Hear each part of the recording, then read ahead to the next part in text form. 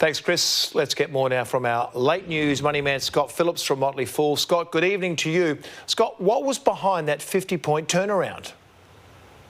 Tomo, good evening. Yeah, it was a bit of a shock. We started well, thanks largely to another record in the United States, the S&P 500 there, hitting an all-time high. We couldn't keep it, though, and to Chris's point, I think to some degree it was the market digesting the ongoing lockdown news. We know it's going to be probably weeks, hopefully not months, but the market really trying to work out what that means for our Australian companies, and unfortunately we just lost confidence the longer the day went on. Scott, we've mentioned Nearmap many times in recent months, but today it was among the market's top performers.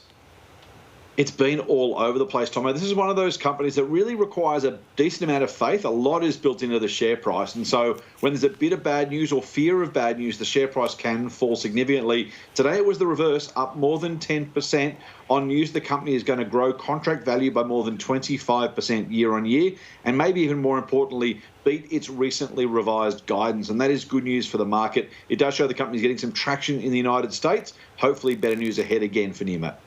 Some interesting analysis out from Macquarie on the companies running our remaining 2 oil refineries. Yeah, there's not many left. We know that, and the government's put a 10 in its pocket to make sure those refineries stay until at least 2027. Of course, we're talking about Ampol and Viva Energy. Both companies putting in some decent numbers. Viva expected to return to profit, and some sense that maybe this might be a smaller industry, a bit of government help, and frankly the oil price moving the right way for profit margins. Could be good news for Ampol, of course, used to be called Caltex, and for Viva Energy. OK, now still on commodities, and the Royal Bank of Canada has given the thumbs up for our 2 biggest miners. It has been an extraordinary journey for Rio, for BHP, and of course Fortescue, not in this list, but the iron ore price remaining above that $200 a tonne level. I've said before, these are software margins. These guys get it out of the ground for $15, $20 a tonne and sell it for $200. That's a 90% gross margin. You don't get that anywhere except software, at least not normally, but the miners are raking it in right now. The price is likely to stay higher for longer. Also, by the way, good news for dividends for shareholders, as we talked about yesterday. All right, now given the lockdowns, there was no real surprises with today's results from the NAB's monthly business survey.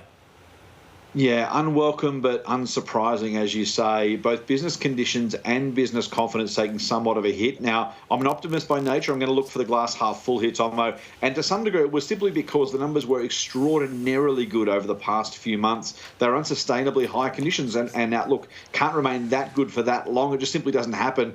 So to some degree, this wasn't coming back to earth. But as you rightly point out, the lockdown and its attendant concerns and implications are going to continue to weigh on conditions in particular. Hopefully today's news out of the federal and New South Wales governments will help to, put some confidence back, assure businesses they can continue to retain staff and invest in plant and equipment. That's fingers crossed, of course, but the conditions and confidence down on today's numbers. And finally, Scott, what's the news coming out of Wall Street tonight? It's been a bit all over the place so far this evening, Tomo. At the moment, literally dead flat. US futures up 0.01%. Tech stocks up about 0.25%. Industrials on the decline. We'll see how that travels through the night, our time. Scott Phillips, as always, thank you.